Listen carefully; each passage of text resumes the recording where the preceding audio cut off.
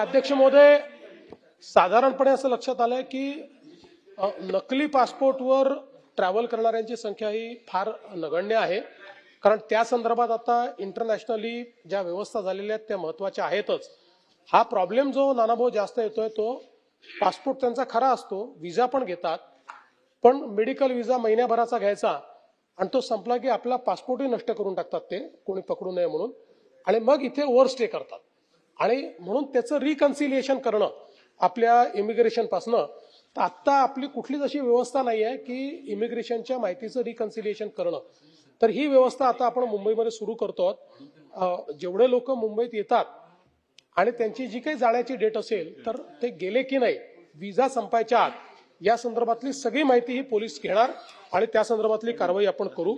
आपण जे विचारलं तर जवळपास असे जे काही आपण विदेशी नागरिक जे या सगळ्या ड्रग डीलमध्ये होते असे जे काही आपण पकडले त्यातले 68 लोक ऑलरेडी आपण डिपोर्ट केलेले आहेत. 122 लोक आपल्या डिटेन्शन सेंटरला आहेत ज्यांना आपण डिपोर्ट करणार आहोत. आणि आता केंद्र सरकारने सांगितलंय की या लोकांची जी मोडस ऑपरेंडी आहे की छोटासा गुन्हा करायचा आणि मग वर्षानुवर्ष त्या गुन्ह्याचा निकाल लागत नाही म्हणून त्यांना डिपोर्ट करता येत नाही, तर केंद्र सरकारने सांगितलंय छोटे गुन्हे त्यांच्यावरचे परत घ्या आणि त्यांना डिपोर्ट करून टाका. म्हणजे मग टेक्निकली त्यांना जो काही एखादा छोटासा गुन्हा करून 2-2, 3-3 वर्ष इथे राहता येतं ती त्यांची फॅसिलिटी संपवून टाका आणि त्या ठिकाणी त्यांना इमिजिएट डिपोर्ट करा. त्या दृष्टीने आपण मोठ्या प्रमाणात डिपोर्टेशन जे आहे ते सुरू केलेलं आहे. आपण कॅफेच्या संदर्भात जे सांगितलं निश्चितपणे त्यावरही कारवाई केली जाईल.